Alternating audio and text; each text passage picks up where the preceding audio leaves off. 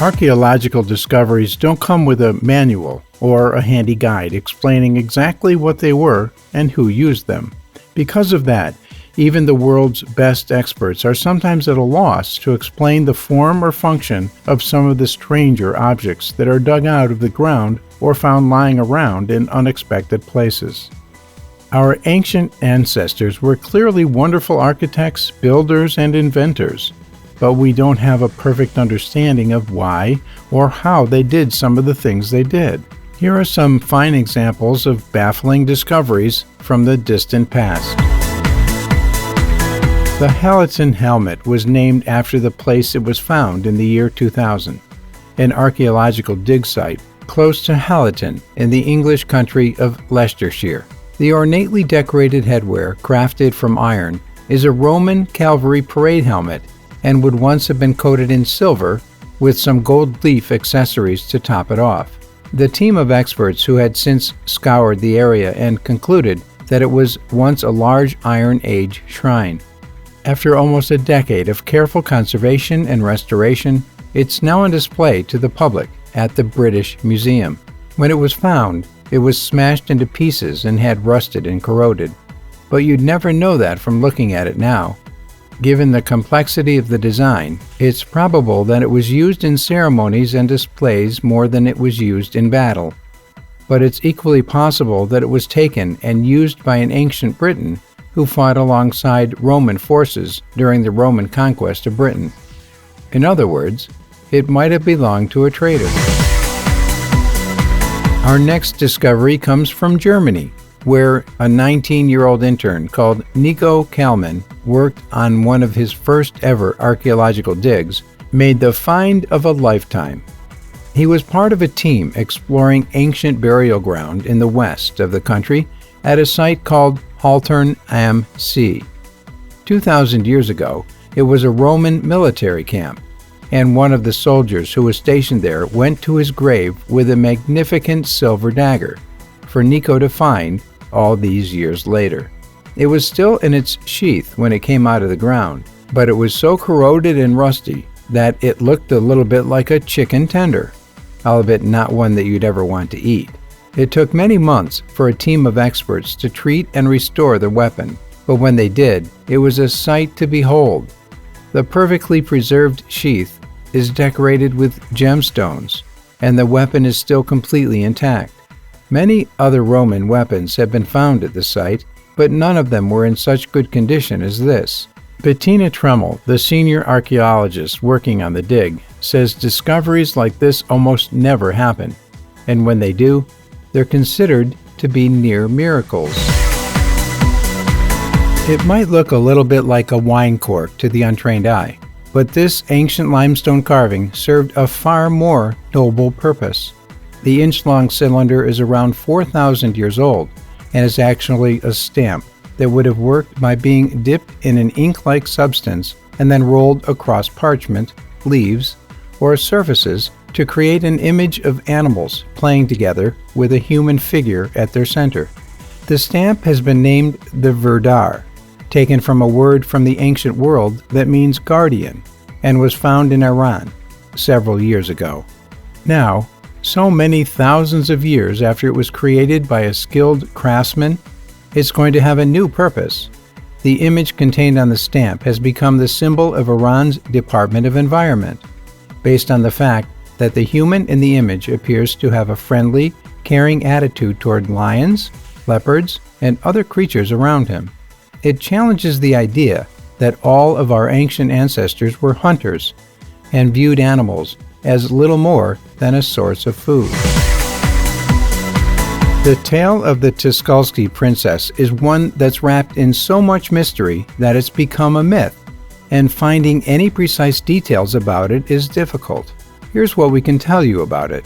In September 1969, coal miners working in a village called Rzalchik came across a marble sarcophagus at the depth of more than 200 feet below ground. They didn't know it yet, but they stumbled across the biggest historical puzzle in the history of Siberia. It was covered in strange markings and precision engineered to the point where the casket lid was still perfectly sealed. its existence ought to have been impossible. The coal seam it was found inside appeared to have been undisturbed for 800 million years. No adequate explanation has ever been found, and over time, further legends have grown around the sarcophagus. Some say that it was eventually opened and contained the perfectly preserved body of a young, beautiful, blonde-haired, and blue-eyed woman immersed in some kind of clear liquid. No photographs exist to support the claim, and yet the sarcophagus has now mysteriously disappeared. We wonder why. Around 12 miles to the southwest of Cajamarca in Peru, you'll find the mysterious site of Kumbameo. This ancient stone construction, seemingly an aqueduct, stretches on for 5 miles and is thought to have been built by a civilization that predates the Inca people by some 3,500 years ago. It's a little primitive, but it's perfectly equipped to serve its purpose, collecting watershed and redirecting it to the Pacific Ocean. It might even be the oldest human-made structure in the whole Southern American continent. At various points along the 5-mile stretch, there are petroglyphs and other carvings, but it's impossible for us to deduce what they're supposed to say or mean without further information. And we don't know where to look for that information. The zigzag patterns carved into the bedrock were probably put there to slow the flow of the water down, perhaps filtering out silt and cleansing the water for drinking and bathing purposes. If we knew who built it and what happened to them, we might have more answers. But for now, it's an anomaly unlike anything else anywhere near it. If you like historical artifacts with grand titles, this one should appeal to you. It's the mysterious Mocha icon of the iguana, companion to the sky god Wrinkleface.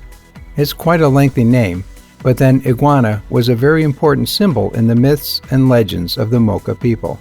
It, and the wrinkled-faced deity it appears to protect, are often found as companion pieces in Mocha art and ceramics. Around 2,000 years ago, the Mocha ruled the northernmost reaches of Peru, building mud brick pyramids and aqueducts across their territory. They were advanced metalworkers and jewelers, but didn't have written language, and so left little behind that allows us to get to know them or their culture. In this carvings and others like it though, the iguana is always shown watching Wrinkleface rather than turning its back to him, and sometimes has a vulture as a headdress. It might even be possible that the iguana was itself a god, although given the plethora of iguanas that would exist in the area at the time, that seems unlikely. We also wish we had a better name for the god than Wrinkleface. We're staying in Peru for a moment because the country is covered in ancient and hard-to-explain wonders. As another example, here's the archaeological site known as Kilarumiok, not far from Cusco. It's every bit as historical significant as Machu Picchu, and yet it receives a tiny fraction of the visitor numbers. The name translates into English as the place of moon rock, but that doesn't offer a full explanation of what you'll find at the site. We don't know who made these decorative crescent designs in the stone, but we can say with some certainty that it wasn't the Inca. They were very skilled with stonework, but they weren't this good. It's perhaps more likely that it was the Hanan Pacha people, but that's just an informed guess. We'll never know for sure. If the carving has or had a purpose, it was probably a megalithic sun calendar used in connection with rituals, and perhaps also to provide a tranquil, sacred space for meditation and reflection. The quality of the finish, still so smooth after thousands of years, is incredible. To add to the mystery, there's no sign of chipping or chisel work anywhere on the rock. How was it made? We don't have a clue. The Roman Empire once spanned much of what's now modern Europe, but very few countries did better under the Romans than ancient Britain. The British may not have enjoyed being conquered by the Romans, but they got a lot of excellent roads, facilities, and architecture out of the deal. London under Roman rule was a thriving market town, and there are still thousands of Roman relics in the ground below England's capital city waiting to be found. In the middle of 2016, the archaeological world was ablaze with excitement about a set of 2,000-year-old handwritten documents that had been discovered embedded in London's mud. We have construction workers to thank for the discovery. They were digging out the foundations for Bloomberg's new headquarters there when they found the documents. Over 400 wooden tablets have since been extracted and contain references to new laws, receipts for deliveries of food and wine, and an IOU note from one freed slave to another, promising to repay a debt of 105 denarii. That must be the oldest IOU in the world. We wonder if the debt was ever settled. Many people believed that in ancient times, perhaps even millions of years ago, giant humans once lived on Earth. Most people are unaware of the stories, and scientists dismiss such stories as nonsense, but occasionally evidence of their existence appears, and the scientists are left trying to come up with a logical explanation. We wonder how they might explain this.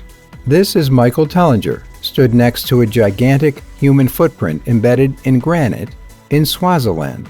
The footprint, almost 50 inches long, is estimated to be about 200 million years ago. Given the familiar shape of the footprint and the appearance of what appeared to be toe shapes at its end, Tellinger is in no doubt that this is a genuine artifact, and therefore it represents the proof that scientists have been waiting for. Scientists, however, say that it only looks like a foot because people want to see a foot there, and that is nothing more than a natural formation that happened by chance. It's hard to be totally convinced by the scientific explanation. How can anyone look at this and say it isn't a footprint? At first glance, this might look like a beautifully decorated pearl or a piece of jewelry, and in fact, you could use it as jewelry if you wanted to, but that would be doing this incredibly rare artifact a disservice. It's a tiny chunk of amber, and inside it is the smallest dinosaur ever discovered. Retrieved from a site in the north of Myanmar, this tiny skull of the bird-like creature has been preserved for almost 100 million years. Experts say that the full-sized creature would likely have been around the same size as the bee hummingbird, which is the smallest living bird that exists today. It would weigh only 2 grams. So small, it might not even register on your bathroom scales. The strange structure of the animal's eyes would have bulged out of his head and made it appear terrifying, prompted Professor Ginge O'Connor to describe it as the single weirdest fossil she's ever encountered. To make it even stranger, despite being so tiny, its jaw is packed full of sharp teeth. That suggests it was a predator. We can only assume that it hunted insects. Some discoveries seem to be too good to be true. Either the story behind them is too improbable to have happened in reality, or a discovered artifact is in too good a condition not to be a forgery. That was the case when an Israeli swimmer presented the world with what's claimed to be an ancient Egyptian anchor that he claims he found on the sea floor during his morning swim.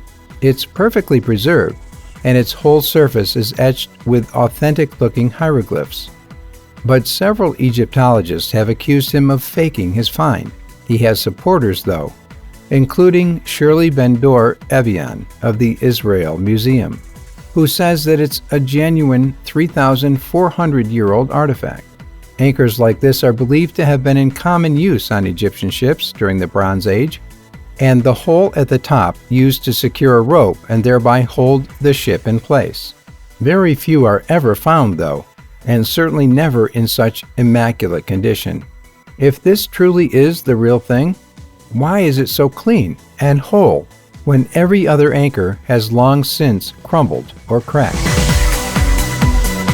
If the Egyptian anchor is a little contentious, the mask of Larochetard is downright controversial. Also known as the Musterian proto-figurine, some scientists and historians refuse to recognize that this is a historic artifact at all.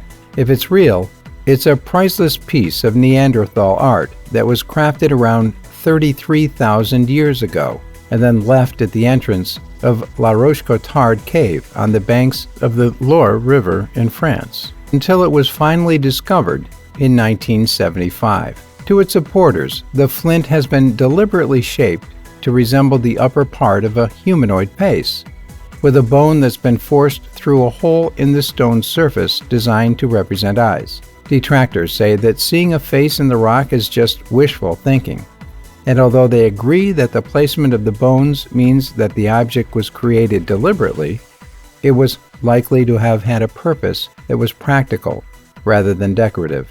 They have a reason for sticking to that belief, though. If we accept that Neanderthals created art, it changes everything we think we know about them. Subscribe to the channel, turn on the notification bell, and enjoy watching new videos on my channel. Thanks for watching, and see you soon.